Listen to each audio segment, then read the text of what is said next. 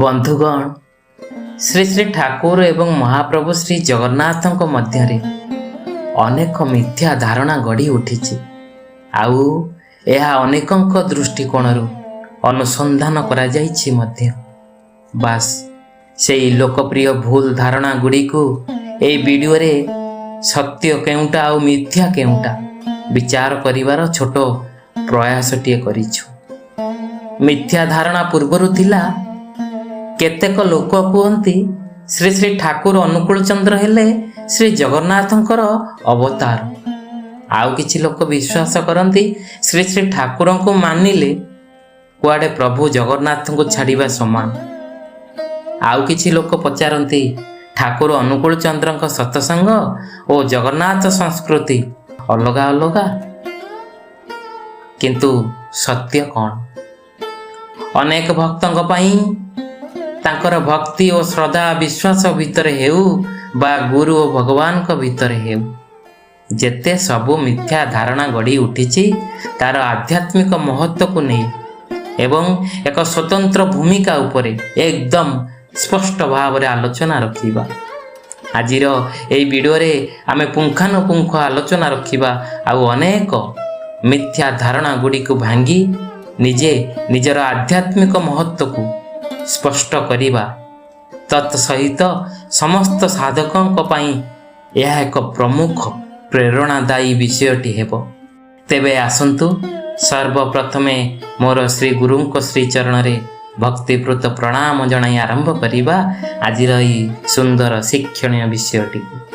परम प्रेममय श्री श्री ठाकुर मोर, परम आराध्या जगज्जननी श्री श्री बड़मा मोर, परम पूज्यपाद श्री श्री बड़दा मोर, पूज्यपाद आचार्य देव मोर, सभिंकर आतुल श्री चरण रे मोर कोटि कोटि अनंत कोटि प्रणाम। ओ मोर ए वीडियो देखुथिबा समस्त इष्टमयी गुरुभ्राता ओ माँ मानक मोर अंतररू श्रद्धा प्रीति आनंदित जय गुरु भल पाइबा ओ प्रणाम निवेदन करे। बंधुगण सबु दिन परी आज भी जय गुरु प्रार्थना चैनल रे आपण मानकु समस्त को मोर हृदय स्वागत। आजिर विषय वस्तु हैला मिथ्या धारणा जहा थिला श्री श्री ठाकुर आउ जगन्नाथ को नहीं सत्यटा कौन? यही विषय कहीं गुरुत्वपूर्ण? श्री श्री ठाकुर किए आउ प्रभु जगन्नाथ किए जे पर्यंत ए परिचय जना पड़ी नहीं से पर्यंत कौन से संधान रे आमे पहुंची परिबा नहीं। कारण भक्त मानक मन रे आज भी संदेह उपजुची जेउथिपाई भक्त और भगवान को नहीं अनेक अविश्वनीय आध्यात्मिक परिवेश सृष्टि हेउची। अर्थात आमे प्रायतः ठाकुर अनुकूल चंद्र और प्रभु श्री जगन्नाथ को अलगा अलगा भाव रे देखिबा को पड़ुची। सेठी संदेह आसुची जे सत्यटा कौन? महाप्रभु श्री जगन्नाथ और श्री श्री ठाकुर एक कि? श्री जगन्नाथ को भजिले गुरुर प्रयोजन काहेकि? आउ गुरु को भजिले श्री जगन्नाथंकर अवमानना हेबनी तो? यही संदेहर घेर रे आज आमे समस्ते यही संदेहटी को स्पष्टता हेले जाई आपण को आध्यात्मिक यात्रा रे सठिक पथरे आग को बढ़िबा। साधारण मिथ्या धारणा केतोटी बंधु मु आपण मानक पाखरे तोली धरिबी। अनुरोध करिबी ए जयगुरु प्रार्थना चैनल को जदि ए पर्यंत सब्सक्राइब करि नांती ताले शीघ्र सब्सक्राइब कर दियंतु आ पाखरे थिबा बेल नोटिफिकेशन को ऑल को प्रेस करंतु। तेबे आसंतु ए विषय वस्तुटी आरंभ करिबा। मिथ्या कथा नंबर 1 श्री श्री ठाकुर हेले जगन्नाथ अवतार। सत्य कथा हैला बंधुगण ठाकुर स्वयं कहिथिले मो जगन्नाथ दास माने सेई दास भितरे ठाकुरत्व जागृत नहेले केही आमर केंद्र भी नुहंती ठाकुर भी नुहंती फांकी देले ताही पाइबो। श्री जगन्नाथ से नित्य सचितानंद प्रभु परमानंद परमात्मा ଅବିନାଶୀ ତଥା ପରମ ଆଶ୍ରୟ ଅଟନ୍ତି। କାଳିଆ ସାଆନ୍ତ କାଳିଆ ଠାକୁର ଜଗତର ଠାକୁର ବୋଲାଉଥିବା ବେଳେ ତାଙ୍କୁ ନେଇ କେତେ ଟଣା ଓଟରା। ବୌଦ୍ଧ କୁହନ୍ତି ସେ ଆମ ଠାକୁର, ଜୈନ ଦାବି କରନ୍ତି ସେ ଆମ ଠାକୁର, ଶବର କୁହନ୍ତି ସେ ଆମର ଦାରୁ ଦେବତା, ଆଉ ଶୈବ କୁହନ୍ତି ସେ ଆମର ଠାକୁର, ବୈଷ୍ଣବ କୁହନ୍ତି ସେ ଆମର ଶ୍ରୀକୃଷ୍ଣ, ଶାକ୍ତଙ୍କ ଦାବି ସେ ସାକ୍ଷାତ ଆମର ଦକ୍ଷିଣ କାଳୀ, ସୌର କୁହନ୍ତି ସେ ସ୍ୱୟଂ ସୂର୍ଯ୍ୟ ଦେବତା। ସମସ୍ତ ଧର୍ମ ସମସ୍ତ ସମ୍ପ୍ରଦାୟ କାଳିଆକୁ ନିଜ ସହିତ ଚିହ୍ନିତ କରି ସନ୍ତୋଷ ଲାଭ କରନ୍ତି। କାଳିଆ ଠାକୁର ଆପତ୍ତି କରନ୍ତି ନାହିଁ। ସେ କାହା ପାଇଁ ରାମ ତ, କାହା ପାଇଁ ଭଗବାନ ଶ୍ରୀକୃଷ୍ଣ, କାହା ପାଇଁ ଶ୍ରୀ ଗଣେଶ ତ, କାହା ପାଇଁ ମା କାଳୀ। ଯିଏ ଯେମିତି ପ୍ରଭୁଙ୍କୁ ଦେଖିବାକୁ ଇଚ୍ଛା କଲା, ଯାହାର ଯେମିତି ଭାବ, ପ୍ରଭୁ ତାଙ୍କୁ ସେମିତି ଦେଖାଦେଲେ। ଏହାର ଅନେକ ଉଦାହରଣ ଅଛି ବନ୍ଧୁଗଣ। ବିଷୟଟି ଲମ୍ବା ହେଲେ ମଧ୍ୟ ଶେଷ ପର୍ଯ୍ୟନ୍ତ ନିଶ୍ଚୟ ଶୁଣିବେ, ବହୁତ କାମରେ ଆସିବ। ଯେପରି ଭକ୍ତ ବନ୍ଧୁ ମହାନ୍ତି, ଦାସିଆ ବାଉରୀ, ଶାଲବେଗ, ଏପରି ଭକ୍ତଙ୍କ ମଧ୍ୟରେ ପ୍ରଭୁ ନିଜେ ନିଜର ଉଦାହରଣ ଦେଇଛନ୍ତି। ଜଣେ ନିରାକାର ଆଉ ଜଣେ ସାକାର, ଜଣେ ଦାରୁ ବ୍ରହ୍ମ ଆଉ ଜଣେ ନରତନୁ ନର ବିଗ୍ରହ, ଜଣେ ଜଗତର ନାଥ ଆଉ ଜଣେ ଜୀବନର ନାଥ, ଜଣେ କଳା ଆଉ ଜଣେ ଧଳା, ଜଣେ ପୂର୍ବତନ ଆଉ ଜଣେ ବର୍ତ୍ତମାନ, ଜଣେ ଦେବତା ଆଉ ଜଣେ ମହାମାନବ, ଜଣେ ସ୍ରଷ୍ଟା ଆଉ ଜଣେ ସୃଷ୍ଟ, ଜଣେ ଲୀଳାବିଳାସୀ ଆଉ ଜଣେ ଲୀଳାମୟ, ଜଣେ କାନ୍ତିମୟ ଆଉ ଜଣେ ପ୍ରୀତିମୟ, ଜଣେ ଦୀପ୍ତିମୟ ଆଉ ଜଣେ ସାଧାରଣ ବିସ୍ମୟ। ଏହି ଗୃଢ଼ ରହସ୍ୟ ଦେବ ମାନବେ ଅଗୋଚର। ଏପରି ରହସ୍ୟମୟ ସ୍ଥାନରେ ତାଙ୍କର ସ୍ଥିତି ଅଭିବ୍ୟକ୍ତି ଉଦୟ ହୁଏ, ତା କେହି ଜାଣିପାରନ୍ତି ନାହିଁ କି କହିପାରନ୍ତି ନାହିଁ। ବିଶ୍ୱ ବ୍ରହ୍ମାଣ୍ଡର ଏହି ରହସ୍ୟମୟ ଠାକୁର କେଉଁ ଅନାଦି କାଳରୁ ବିଶ୍ୱ କଲ୍ୟାଣର ବାର୍ତ୍ତା ବହନ କରି ଆସିଛନ୍ତି ତାର ଇୟତା ନାହିଁ। କେତେ ରୂପରେ ଆସିଛନ୍ତି ତାହା ବି ଜଣା ନାହିଁ। ଜାଣିବାର ଶକ୍ତି କାହାର ବା ଅଛି? ତାହା ହେଉଛି ସୃଷ୍ଟିର ବିସ୍ମୟ, ଅବାଂ ମାନସ ଗୋଚରଂ। ଏହି ପ୍ରବୃତ୍ତି ଝୁଙ୍କା ମଣିଷ ପାରିନି ତାଙ୍କର ସତ୍ତାର ପରିଧିରେ ପହଞ୍ଚି। ତେଣୁ ମହାମାନବ ପୁରୁଷୋତ୍ତମ ଯେତେବେଳେ ଆସନ୍ତି, କୌଣସି ଗୋଟେ ଦିଗ ବିକଶିତ ହୁଏ ନା ବନ୍ଧୁଗଣ, ବରଂ ସେମାନେ ଆସିଲେ ସବୁ ଦିଗଟା ବିକଶିତ ହୁଏ। ସେଥିପାଇଁ ମହାମାନବଙ୍କ ପରମ ଲକ୍ଷଣ ହେଲା ସେ ବୈଶିଷ୍ଟ୍ୟ ପାଳିଆ ପୁରୟମାଣ। ସେ ପ୍ରତ୍ୟେକଟି ସତ୍ତାର ବୈଶିଷ୍ଟ୍ୟକୁ ରକ୍ଷା କରନ୍ତି, ପରିପୂରଣ କରନ୍ତି। ସେଥିପାଇଁ କୁହାଯାଏ ସର୍ବଦେବମୟ ଗୁରୁଃ। ଯେବେ ଯେବେ ସେ ଏହି ଧରାପୃଷ୍ଠକୁ ଓହ୍ଲାଇ ଆସନ୍ତି, ସାରା ଜଗତକୁ କଲ୍ୟାଣ କରନ୍ତି, ମଙ୍ଗଳର ଅଧିକାରୀ କରି ତୋଳନ୍ତି। ଏହା ହିଁ ତାଙ୍କର ମହାନତା। ଯିଏ ଜଗତର ନାଥ ଜଗନ୍ନାଥଙ୍କ ସହ ପରିଚୟ କରାନ୍ତି, ଜୀବନର ପ୍ରକୃତ ମୁକ୍ତିର ପଥ ଚିହ୍ନେଇ ଦିଅନ୍ତି। ତେଣୁ ଭକ୍ତି ଭାବରେ ଭକ୍ତ ପ୍ରାର୍ଥନା କରେ, ମନ୍ମାତ ଶ୍ରୀ ଜଗନ୍ନାଥ ମଦ ଗୁରୁ ଶ୍ରୀ ଜଗତ ଗୁରୁ, ମଦାତ୍ମା ସର୍ବଭୂତାତ୍ମା ତସ୍ମୈ ଶ୍ରୀ ଗୁରବେ ନମଃ। ଅର୍ଥାତ୍ ମୋର ପ୍ରଭୁ ହେଲେ ଜଗତର ପ୍ରଭୁ ଜଗନ୍ନାଥ, ମୋର ଗୁରୁ ହେଲେ ଜଗତର ଗୁରୁ, ଯିଏ ଆମର ସମସ୍ତ ଅନ୍ଧକାର ଦୂର କରି ଜୀବନକୁ ଆଲୋକ ପ୍ରଦାନ କରନ୍ତି। କେବଳ ତାଙ୍କୁ ହିଁ ପାଇବାର ପଥ ସେ ଦେଖାନ୍ତି। ମୋର ଆତ୍ମା ସର୍ବଭୂତର ଆତ୍ମା। ଏହି ଜ୍ଞାନଦାତା ଗୁରୁଙ୍କୁ ମୁଁ ପ୍ରଣାମ କରେ। ତେଣୁ ଯିଏ ଜୀବନନାଥ ସେ ହିଁ ଜଗନ୍ନାଥ, ଯିଏ ଜୀବନର ସ୍ୱାମୀ ସେଇ ଜଗତର ସ୍ୱାମୀ। ସେ ହେଉଛନ୍ତି ଜୀବ ଜଗତ ଜୀବନ କାରଣ କରୁଣାମୟ ପ୍ରଭୁ। ଶ୍ରୀ ଶ୍ରୀ ଠାକୁର ହେଉଛନ୍ତି ଯୁଗ ଗୁରୁ। ଯୁଗକୁ ଯୁଗ ଏହି ମତେ ପରମାନନ୍ଦ ଏ ଜଗତେ, যে যুগে যে বা অবতার, সে নামে বর্ণে দামোদর।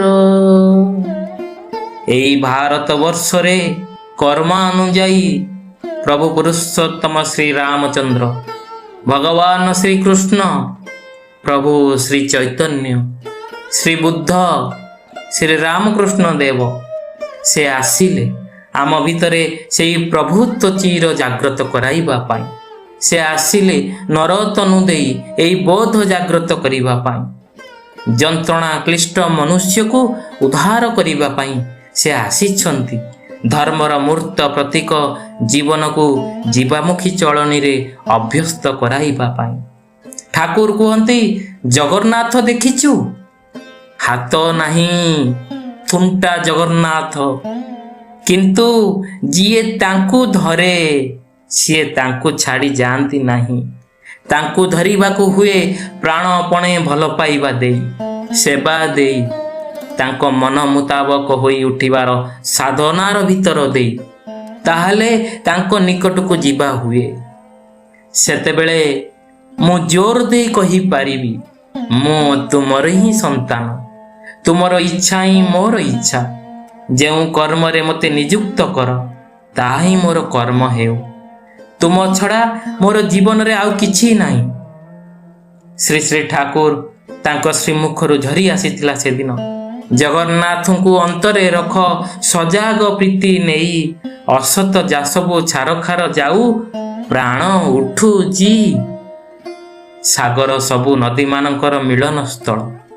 ସେଇଭଳି ଜଗନ୍ନାଥଙ୍କ ଠାରେ ସବୁ ଧର୍ମ, ସବୁ ସମ୍ପ୍ରଦାୟ ଏକୀଭୂତ ହୋଇଛନ୍ତି।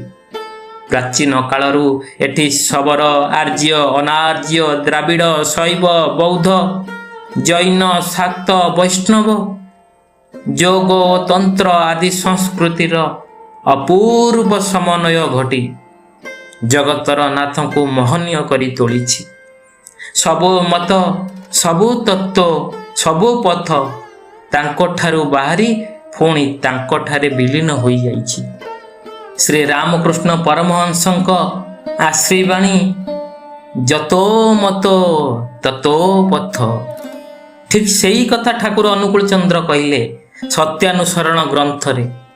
ସବୁ ମତ ହିଁ ସାଧନା ବିସ୍ତାର ପାଇଁ।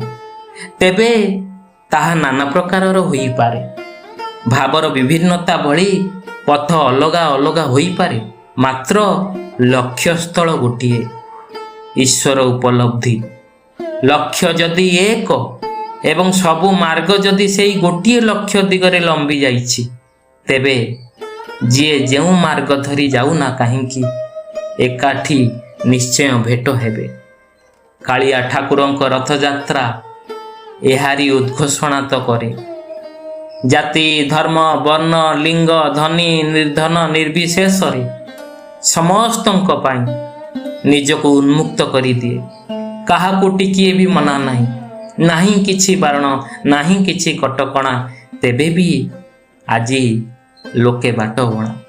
ବନ୍ଧୁଗଣ, ମିଥ୍ୟା ନମ୍ବର 2, କେବଳ ଜଗନ୍ନାଥଙ୍କୁ ଭଜିଲେ ଗୁରୁର ପ୍ରୟୋଜନ ନାହିଁ ତ। ସତ୍ୟ ହେଲା, ଗୁରୁ ବିନା ଜୀବନ ଆମର ଅନ୍ଧକାର।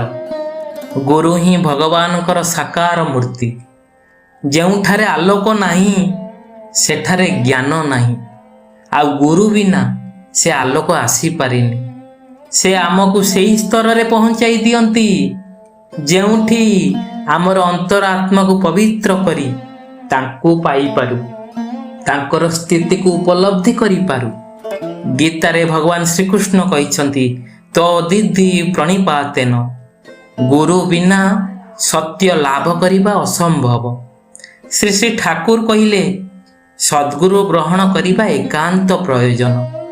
ଯାହାଙ୍କ ଆଦେଶ ନିର୍ଦ୍ଦେଶକୁ ପାଥେୟ କରି ଚାଲିଲେ ତାର ଜୀବନଟା ସୁନିୟନ୍ତ୍ରିତ ହୁଏ ଆଉ ସୁପରିଚାଳିତ ହୁଏ। ଏହିପରି ପଦ୍ମପୁରାଣ କହେ, ପୁରୁଷୋତ୍ତମ କ୍ଷେତ୍ରରେ ଜଣେ ବ୍ରାହ୍ମଣ ଭକ୍ତଟିଏ କିପରି ଭକ୍ତର ଉଚ୍ଚାଙ୍ଗ ଆସନଟିଏ ପ୍ରାପ୍ତ କଲା ସେଇ ଗୁରୁଙ୍କ ଆଶୀର୍ବାଦରେ। ଶୁଣିଲେ ମନ ପୁରିଯାଏ। ଅନୁରୋଧ ସମସ୍ତଙ୍କୁ ବନ୍ଧୁଗଣ, ବିଷୟଟିକୁ ଶେଷ ପର୍ଯ୍ୟନ୍ତ ନିଶ୍ଚୟ ଶୁଣିବେ।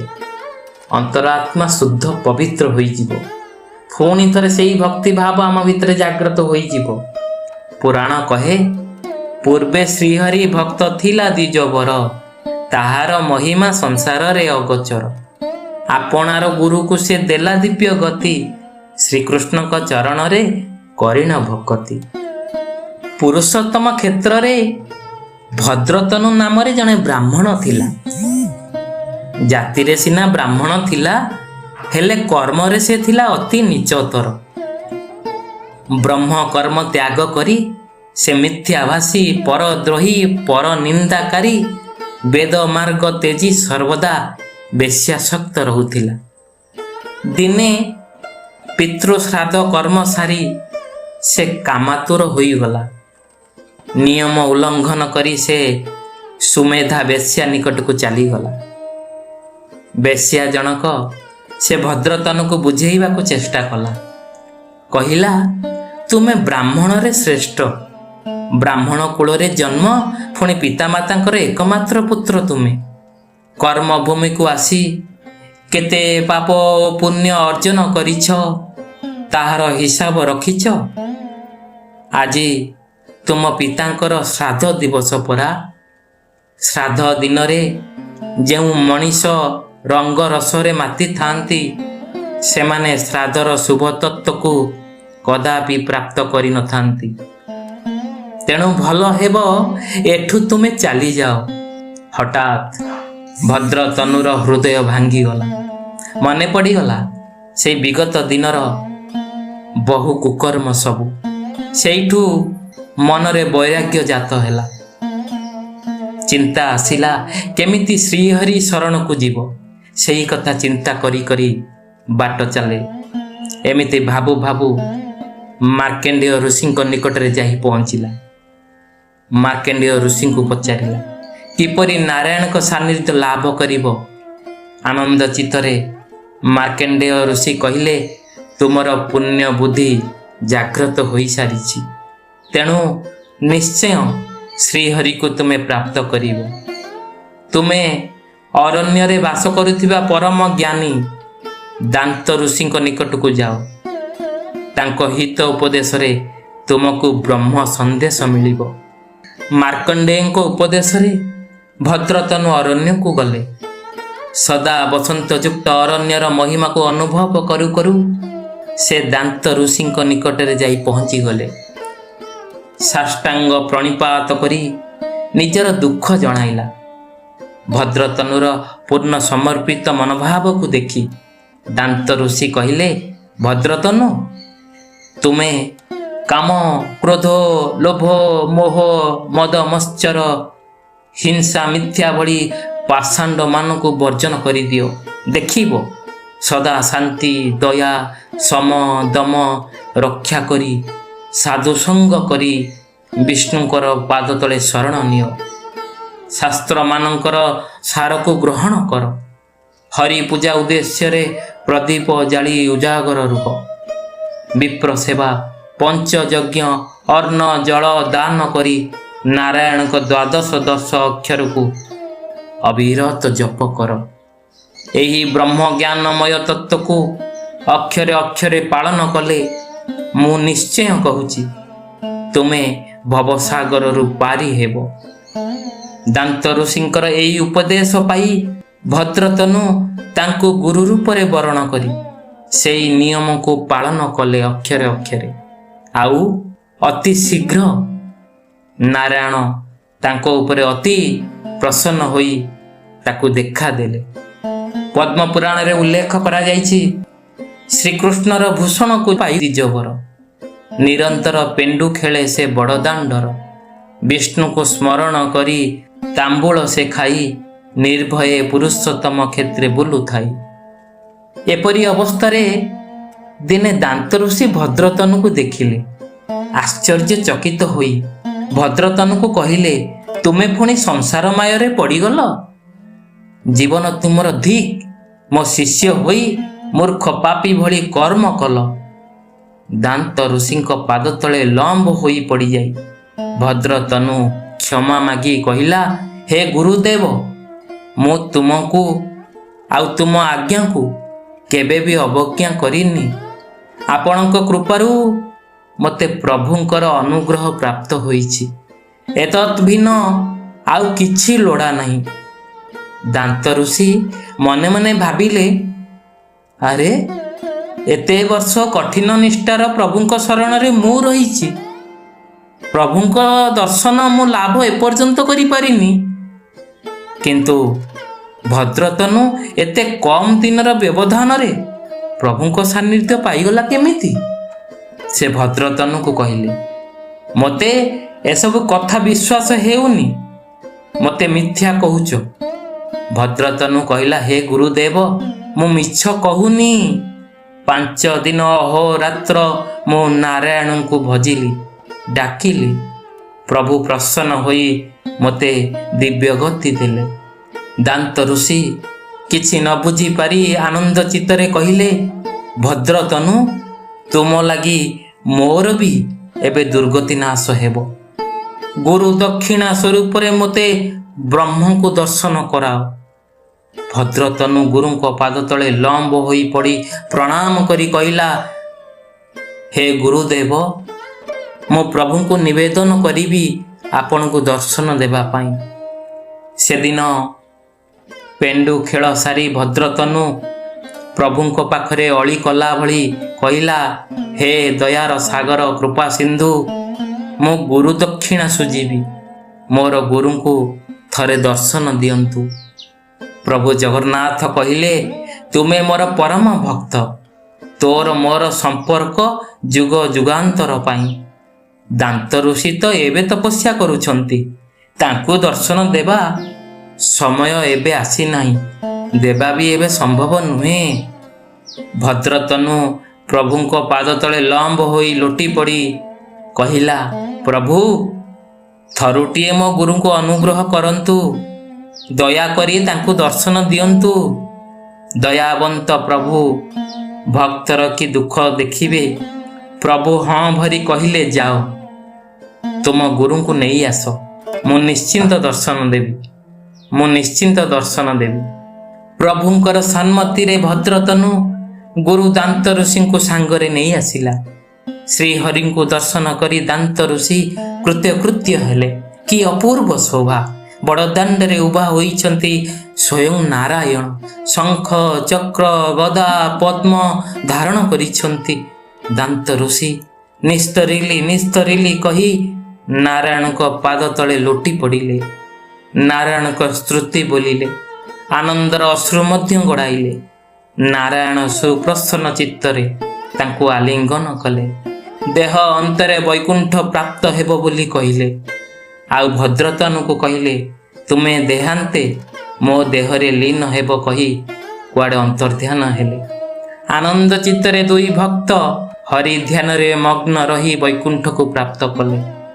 ବିଷ୍ଣୁ ଭକତ ହୋଇ ଯେବେ ଭକତି କରେ ସେଉ ଭାବେ, ତାହାକୁ ରଖେ ଭଗବାନ, ନ ସହେ ଭକ୍ତ ଅପମାନ। ତିନି ଲୋକର ସମସ୍ତ ଐଶ୍ୱର୍ଯ୍ୟ ପ୍ରାପ୍ତ ହେଲେ ମଧ୍ୟ ସେଇ ଦେବ ଦୁର୍ଲଭ ଚରଣ କମଳକୁ ଯେଉଁ ଭକ୍ତ ଅର୍ବ ନିମିଷ ପାଇଁ ତ୍ୟାଗ କରିପାରେ ନାହିଁ, ଅର୍ଥାତ୍ ଶୟନେ ସପନେ ଜାଗରଣେ ଈଶ୍ୱରଙ୍କ ଆଶ୍ରିତ ହୋଇଥାଏ, ସେହି ହେଉଛି ଶ୍ରେଷ୍ଠ ଭକ୍ତ। ବନ୍ଧୁଗଣ, ମିଥ୍ୟା ନମ୍ବର 3, ଜଗନ୍ନାଥ ଓ ଠାକୁରଙ୍କୁ ତୁଳନା କରିବା ଦରକାର। ସତ୍ୟ ହେଉଛି ଶ୍ରୀ ଜଗନ୍ନାଥ ସର୍ବଜନୀନ ମହାପ୍ରଭୁ। ତାଙ୍କର ଲୀଳା ଖେଳା କେବଳ ଅପୂର୍ବ ନୁହେଁ, ମଣିଷର ବୋଧ ଗମ୍ୟ ବାହାରେ। ଏଠି ଦେବତା ମଣିଷ ହୋଇଛନ୍ତି, ପୁଣି ମଣିଷ ଦେବତା ହୋଇଛନ୍ତି।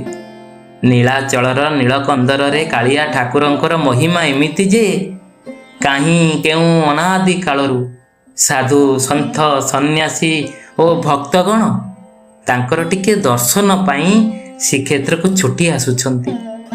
ଅଷ୍ଟମ ଶତାବ୍ଦୀରେ ଶ୍ରୀକ୍ଷେତ୍ର ଆସିଥିଲେ ଜଗଦ୍ଗୁରୁ ଆଦି ଶଙ୍କରାଚାର୍ଯ୍ୟ। ରକ୍ତବାହୁ ଆକ୍ରମଣ ଯୋଗୁଁ ଦୀର୍ଘ ବର୍ଷ ଧରି ପାତାଳି ରହିଥିବା ଶ୍ରୀଜୀଉଙ୍କୁ ପୁନଃ ଉଦ୍ଧାର କରି ଶଙ୍କରାଚାର୍ଯ୍ୟ ପୁନଃ ପ୍ରତିଷ୍ଠା କରାଇଥିଲେ।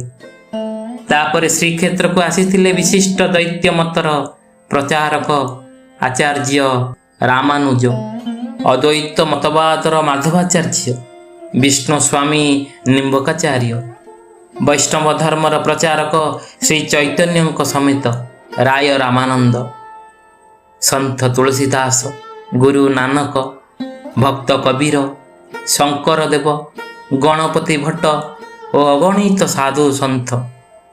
ସର୍ବପରେ ଆସିଲେ ଶ୍ରୀ ଶ୍ରୀ ଠାକୁର ସଦ୍ଗୁରୁ ଅନୁକୂଳ ଚନ୍ଦ୍ର। ଶ୍ରୀ ଶ୍ରୀ ଠାକୁରଙ୍କର ମନ୍ତ୍ର ଶିଷ୍ୟ ଓଡ଼ିଶାର ଭୂତପୂର୍ବ ମାନ୍ୟବର ମୁଖ୍ୟମନ୍ତ୍ରୀ ତଥା ଆସାମର ରାଜ୍ୟପାଳ ଥିଲେ ଶ୍ରୀ ଜାନକୀ ବଲ୍ଲଭ ପଟ୍ଟନାୟକ। ଠିକ୍ ଏହି ପ୍ରଶ୍ନର ଉତ୍ତର ଦିଅନ୍ତି ଶ୍ରୀ ଜଗନ୍ନାଥ ହେଉଛନ୍ତି ଦାରୁ ବ୍ରହ୍ମ ଏବଂ ଶ୍ରୀ ଶ୍ରୀ ଠାକୁର ହେଉଛନ୍ତି ନର ବ୍ରହ୍ମ। ଶ୍ରୀ ଶ୍ରୀ ଜଗନ୍ନାଥ ଦେବଙ୍କୁ ତାଙ୍କର ଭକ୍ତମାନେ ପୁରୁଷୋତ୍ତମ ସମ୍ବୋଧନ କରନ୍ତି, ଆଉ ଶ୍ରୀ ଶ୍ରୀ ଠାକୁରଙ୍କୁ ମଧ୍ୟ ତାଙ୍କର ଭକ୍ତ ବା ଅନୁଯାୟୀମାନେ ପୁରୁଷୋତ୍ତମ ସମ୍ବୋଧନ କରନ୍ତି, କାରଣ ସେ ଜଡ଼ ଓ ଚେତନ ଉଭୟ ଠାରୁ ଶ୍ରେଷ୍ଠ ହେତୁ ପୁରୁଷୋତ୍ତମ। ଶ୍ରୀ ଜଗନ୍ନାଥ ଦେବ ଓଡ଼ିଆ ଜାତିର ଆରାଧ୍ୟ ଦେବତା। ସେ ବଡ଼ ଠାକୁର, ତାଙ୍କର ଦାଣ୍ଡ ବଡ଼ ଦାଣ୍ଡ, ତାଙ୍କର ପ୍ରସାଦ ମହାପ୍ରସାଦ, ତାଙ୍କର କ୍ଷେତ୍ର ଶ୍ରୀକ୍ଷେତ୍ର ପୁରୁଷୋତ୍ତମ କ୍ଷେତ୍ର, ତାଙ୍କରି ରଥଯାତ୍ରା ଘୋଷ ଯାତ୍ରା। ସେହି ରଥଯାତ୍ରାକୁ ଜାତି ଧର୍ମ ବର୍ଣ୍ଣ ନିର୍ବିଶେଷରେ ପ୍ରତ୍ୟେକ ଉପଭୋଗ କରିଥାନ୍ତି। ସେ ସଭିଙ୍କର, ସଭିଏ ତାଙ୍କର। ଶ୍ରୀ ଶ୍ରୀ ଠାକୁର ଅନୁକୂଳ ଚନ୍ଦ୍ର ବି କୁହନ୍ତି, ଜଣେ ମଣିଷ ପାଇଁ ମୁଁ ସାମ୍ରାଜ୍ୟ ତ୍ୟାଗ କରିଦେଇପାରେ। ମଣିଷ ଆପଣା ଟଙ୍କା ପର ଯେତେ ପାରୁଛ ମଣିଷ ଧର। କିଏ ଅଛ ଆର୍ଯ୍ୟ ଆତ୍ମଜ ସନ୍ତାନ, ମୋତେ ମନୁଷ୍ୟ ଭିକ୍ଷା ଦେବ। କି ଆକୁଳ କି ଆହ୍ୱାନ ତାଙ୍କର। ତ୍ରେତୟା ଯୁଗରେ ମର୍ଯ୍ୟାଦା ପୁରୁଷୋତ୍ତମ ଶ୍ରୀ ରାମଚନ୍ଦ୍ର, ଦ୍ୱାପର ଯୁଗରେ ଲୀଳା ପୁରୁଷୋତ୍ତମ ଭଗବାନ ଶ୍ରୀକୃଷ୍ଣଙ୍କ ପରେ କଳି ଯୁଗରେ ପୁରୁଷୋତ୍ତମ କ୍ଷେତ୍ରରେ ପ୍ରଭୁ ଶ୍ରୀ ଜଗନ୍ନାଥ ପୁରୁଷୋତ୍ତମ ଭାବଧାରାର ପ୍ରତୀକାତ୍ମକ ଭାବେ ବିରାଜମାନ କରିଛନ୍ତି। ଏଠାରେ ସର୍ବଧର୍ମର ସମନ୍ୱୟ ହୋଇଛି। ଶୈବ ଶାକ୍ତ ହିନ୍ଦୁ ବୌଦ୍ଧ ଜୈନ ଖ୍ରୀଷ୍ଟିଆନ ପ୍ରତ୍ୟେକଙ୍କର ତୀର୍ଥସ୍ଥଳରେ ପରିଣତ ହୋଇଛି। ଶ୍ରୀ ଶ୍ରୀ ଠାକୁରଙ୍କର ପ୍ରବର୍ତ୍ତିତ ସତ୍ସଙ୍ଗରେ ମଧ୍ୟ ଠିକ୍ ଦେଖିବାକୁ ଏଇଭଳି ମିଳେ। ସବୁ ଜାତି ସବୁ ଧର୍ମ ବର୍ଣ୍ଣ ସମ୍ପ୍ରଦାୟର ମଣିଷ ପବିତ୍ର ଶତଦୀକ୍ଷା ଗ୍ରହଣ କରୁଛନ୍ତି। ସମସ୍ତ ସମ୍ପ୍ରଦାୟର ମଣିଷ ଶ୍ରୀ ଶ୍ରୀ ଠାକୁରଙ୍କ ଠାରେ ନିଜର ଇଷ୍ଟ ଦେବଙ୍କର ଆଦର୍ଶକୁ ଖୋଜି ପାଇଛନ୍ତି। କୌଣସି ଅନ୍ୟ ସମ୍ପ୍ରଦାୟ ପ୍ରତି ବିଦ୍ୱେଷ ଭାବ ଆସୁନାହିଁ। ସମସ୍ତେ ଏକ ସୂତ୍ରରେ ବାନ୍ଧି ହେଉଛନ୍ତି। ସତସଙ୍ଗ ଆଜି ଏକ ସାର୍ବଜନୀନ ସ୍ଥଳରେ ପରିଣତ ହୋଇଛି। ମଣିଷର ବିଶ୍ୱାସର କେନ୍ଦ୍ର ହୋଇ ଉଠିଛି। ଶ୍ରୀ ଜଗନ୍ନାଥ ମହାପ୍ରଭୁ ବାସ କରନ୍ତି ନୀଳାଚଳରେ, ନୀଳ ବାରିଧି ତଟରେ, ନୀଳ ବନାନୀ ଘେରା ପ୍ରାକୃତିକ ପରିବେଶ ମଧ୍ୟରେ। ସେ ସ୍ଥାବର ଜଙ୍ଗମ ପ୍ରତ୍ୟେକଙ୍କ ମଧ୍ୟରେ ରହିବାକୁ ଭଲ ପାଆନ୍ତି। ଯେମିତି ସେ କାହାରିକୁ ଛାଡ଼ି ରହିପାରନ୍ତିନି। ଶ୍ରୀ ଶ୍ରୀ ଠାକୁର ମଧ୍ୟ ସତସଙ୍ଗ ଆଶ୍ରମ ପ୍ରତିଷ୍ଠା କରନ୍ତି ଏକ ପ୍ରାକୃତିକ ପରିବେଶ ମଧ୍ୟରେ। ସେ ମଣିଷ କାଙ୍ଗାଳ, ମଣିଷକୁ ଛାଡ଼ି ସେ ରହିପାରିନଥିଲେ। ତାଙ୍କରି ପଶୁ ପକ୍ଷୀ ଗଛ ଲତା ମଣିଷ ସଭିଙ୍କ ପ୍ରତି ଅଗାଧ ପ୍ରେମ। ପୁଣି ଶ୍ରୀ ଶ୍ରୀ ଠାକୁର ଦେଓଘରକୁ ଆଗମନ କରନ୍ତି। ଏଠାରେ ମଧ୍ୟ ପ୍ରାକୃତିକ ପରିବେଶ ଭିତରେ ଆଶ୍ରମ ପ୍ରତିଷ୍ଠା କରନ୍ତି। ସାନ୍ତାଳ ପ୍ରଗଣାର ଦାରୁଆ ନଦୀ କୂଳରେ ଅନୁନ୍ନତ ପରିବେଶ। ଏଠି ଚୋର ଗୁଣ୍ଡା ବଦମାସ ଆଦି ମଣିଷଙ୍କର ପ୍ରାଦୁର୍ଭାବ ବଢ଼ିଯାଇଛି। ପ୍ରତିକୂଳ ପରିସ୍ଥିତିକୁ ଅନୁକୂଳରେ ପରିଣତ କରନ୍ତି। ପରମ ଦୟାଲ ସାନ୍ତାଳ ପ୍ରଗଣା ହୋଇ ଉଠେ ପବିତ୍ର ସତସଙ୍ଗ ନଗର। ଶ୍ରୀ ଜଗନ୍ନାଥଙ୍କ ମନ୍ଦିରକୁ ଶ୍ରୀମନ୍ଦିର କୁହାଯାଏ। ଶ୍ରୀ ଶ୍ରୀ ଠାକୁର କୁହନ୍ତି, ପ୍ରତ୍ୟେକ ମଣିଷର ଶରୀର ହିଁ ଶ୍ରୀ ବିଗ୍ରହ ମନ୍ଦିର ପରି। ଏହାକୁ ସୁସ୍ଥ ଓ ସହନପଟୁ ରଖି ଯତ୍ନଶୀଳ ହେବାକୁ ପଡ଼ିବ। ଶରୀର ସୁସ୍ଥ ରହିଲେ ମନ ସୁସ୍ଥ ରହେ, ଆଉ ମନ ସୁସ୍ଥ ରହିଲେ ପ୍ରଭୁଙ୍କୁ ଖୋଜେ, ପ୍ରଭୁଙ୍କୁ ସେଇ ହୃଦୟ କନ୍ଦରରେ ବସାଏ। ଏଥିପାଇଁ ସାତ୍ତ୍ୱିକ ବା ଶାକାହାରୀ ଆହାର ଗ୍ରହଣ କରିବା ଆବଶ୍ୟକ। ପ୍ରଭୁ କୃଷ୍ଣଚନ୍ଦ୍ର ମଧ୍ୟ ଶ୍ରୀମଦ ଭାଗବତ ଗୀତାରେ କହିଛନ୍ତି ସାତ୍ତ୍ୱିକ ଆହାର ହିଁ ଗ୍ରହଣୀୟ। ପ୍ରଭୁ ଶ୍ରୀ ଜଗନ୍ନାଥ ମଧ୍ୟ ତାଙ୍କର ଶ୍ରୀମନ୍ଦିରରେ ସେହି ସାତ୍ତ୍ୱିକ ଆହାରର ପ୍ରଚଳନ କରିଛନ୍ତି। ହଜାର ହଜାର ଭକ୍ତ ପ୍ରତିଦିନ ମହାପ୍ରସାଦକୁ ଆନନ୍ଦ ସହକାରେ ଗ୍ରହଣ କରିଥାନ୍ତି। ତେଣୁ କାହାକୁ କାହା ସହିତ ତୁଳନା କରିବା, ସେ ଅଜ୍ଞାନୀ ବୋଲାଇବ। ବନ୍ଧୁଗଣ, ମିଥ୍ୟା ନମ୍ବର 4, ଠାକୁରଙ୍କୁ ମାନିଲେ ଜଗନ୍ନାଥଙ୍କୁ ଛାଡ଼ିଦେବା ହେବ। ସତ୍ୟ ହେଲା ଠାକୁର ନିଜେ ଜଗନ୍ନାଥଙ୍କୁ ପ୍ରଣାମ କରୁଥିଲେ, ରଥଯାତ୍ରାର ମହିମା କହୁଥିଲେ, ଆଉ ଦୂରରୁ ପତିତପାବନ ବାନାକୁ ଦେଖିଲେ ସେ ପ୍ରଣାମ କରୁଥିଲେ। ସେ କହୁଥିଲେ ଭଗବତ ସତ୍ତାର ଭାବମୂର୍ତ୍ତି ହେଉଛନ୍ତି ଶ୍ରୀ ଜଗନ୍ନାଥ।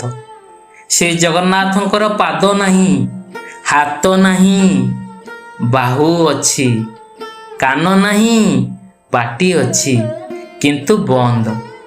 ଶ୍ରୀ ଶ୍ରୀ ଠାକୁର କହିଲେ ଜଗନ୍ନାଥଙ୍କ ପାଖରେ ଯେତେ ଗୁହାରି କଲେ ମଧ୍ୟ ଜଗନ୍ନାଥ କହୁଛନ୍ତି ତୁମମାନଙ୍କର କୌଣସି ଗୁହାରି ମୋତେ ଶୁଣାଯାଉ ନାହିଁ।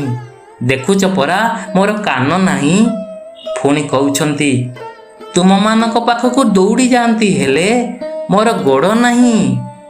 ତୁମମାନଙ୍କର ବିକଳ ଅବସ୍ଥା ଦେଖି କହୁଛନ୍ତି ଦେଖିଲ ତୁମମାନଙ୍କ ପରି ମୋର ହାତ ନାହିଁ।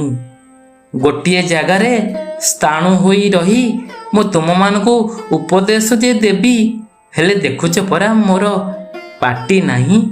ତେବେ ଏସବୁ ତାତ୍ତ୍ୱିକ କଥା ଶୁଣିଲା ପରେ ପୁଣି ପ୍ରଶ୍ନ ହେଲା, ତାହେଲେ ଲୋକମାନେ କାହିଁକି ଏଭଳି ଏକ ସ୍ଥାଣୁ ବଧିର ମୂକ ଭଗବାନଙ୍କୁ ଡାକିବେ?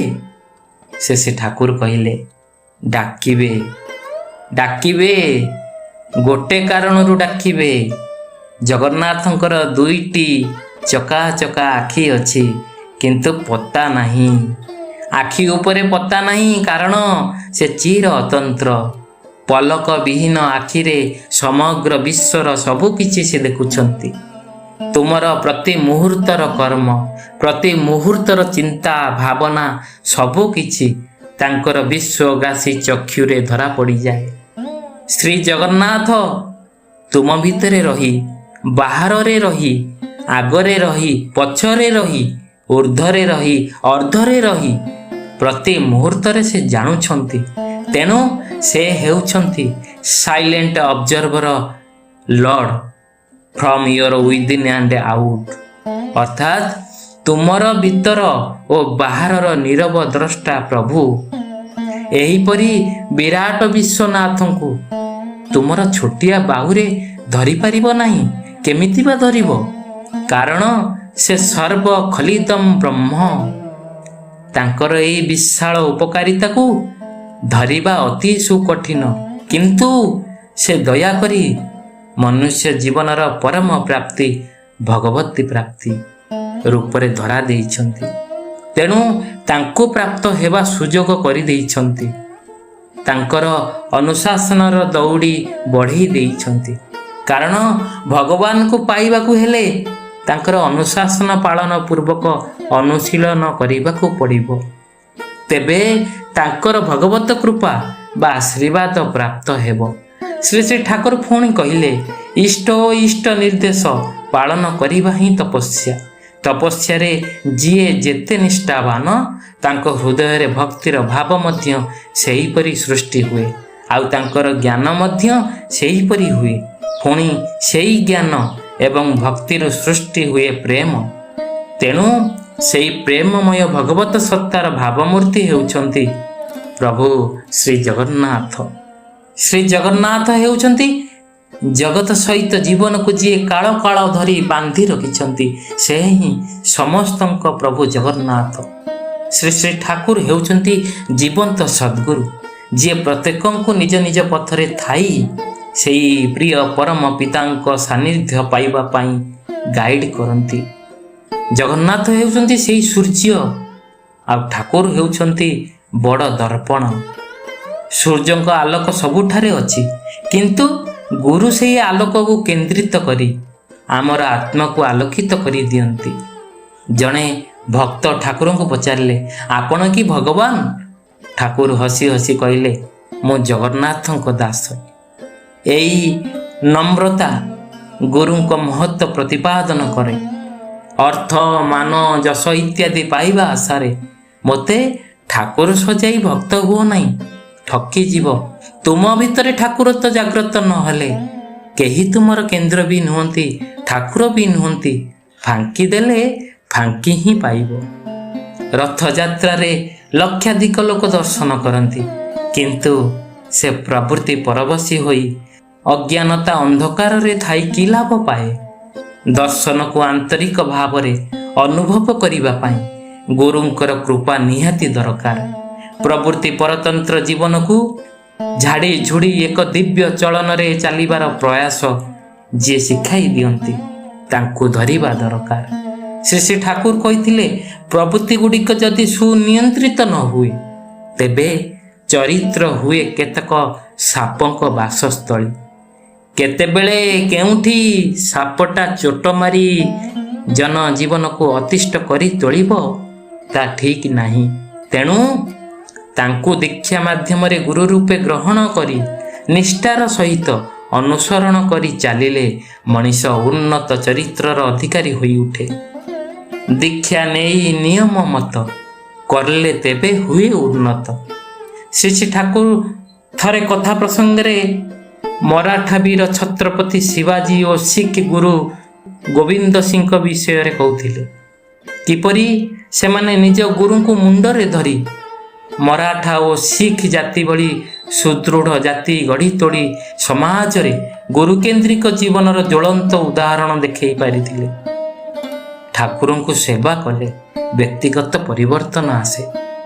ଜଗନ୍ନାଥ ଆମର ଗନ୍ତବ୍ୟ ହେଲେ ଠାକୁର ହେଉଛନ୍ତି ସେହି ପଥ ପ୍ରଦର୍ଶକ। ବନ୍ଧୁଗଣ, ଆଜିର ସତ୍ୟ ସ୍ପଷ୍ଟ ହୋଇଛି ଏତେ ସବୁ ବିଷୟ ଦେଇ। ଜଗନ୍ନାଥ ହେଲେ ନିତ୍ୟ ପ୍ରଭୁ, ଠାକୁର ହେଲେ ଜୀବନ୍ତ ସଦ୍ଗୁରୁ। ତୁଳନା କରନ୍ତୁ ନାହିଁ ବନ୍ଧୁଗଣ, ବିଭାଜନ କରନ୍ତୁ ନାହିଁ, ଦୁଇ ଜଣଙ୍କୁ ସମ୍ମାନ କରନ୍ତୁ। ଗୁରୁଙ୍କୁ ଧରିଲେ ଯାଇ ସିନା ପ୍ରଭୁଙ୍କୁ ଚିହ୍ନି ପାରିବା, ପ୍ରଭୁଙ୍କର ଦର୍ଶନ ଲାଭ କରିପାରିବା। ଜଗନ୍ନାଥଙ୍କ ସାଷ୍ଟାଙ୍ଗ ପ୍ରଣାମ କରନ୍ତୁ, ଆଉ ଗୁରୁଙ୍କୁ ମନ ଦେଇ ସେବା କରନ୍ତୁ। ଆପଣଙ୍କ ଜୀବନ ନିଶ୍ଚୟ ଆଲୋକିତ ହେବ। ବନ୍ଧୁଗଣ, ଆଜିର ଏହି ଭିଡ଼ିଓଟି ଭଲ ଲାଗିଲେ ଆମର ଏହି ଜୟଗୁରୁ ପ୍ରାର୍ଥନା ଚ୍ୟାନେଲକୁ ସବସ୍କ୍ରାଇବ୍ କରିବାକୁ ଜମାରୁ ବି ଭୁଲନ୍ତୁନି। ଶୀଘ୍ର ସବସ୍କ୍ରାଇବ୍ କରନ୍ତୁ, ଆଉ ଲାଇକ୍ ସେୟାର ବି କରନ୍ତୁ। ଆପଣମାନେ ଏହି ଭିଡ଼ିଓ ଶେଷ ପର୍ଯ୍ୟନ୍ତ ଦେଖିଲେ, ସେଥିପାଇଁ ଆପଣମାନଙ୍କୁ ଅନେକ ଅନେକ ଧନ୍ୟବାଦ। ଭଗବାନ ହେଉଛନ୍ତି ସତ୍ୟ ସ୍ୱରୂପ। ଭଗବାନ ଓ ଗୁରୁ ଦୁଇ ଜଣଙ୍କୁ ସମ୍ମାନ ଦେବା ଉଚିତ।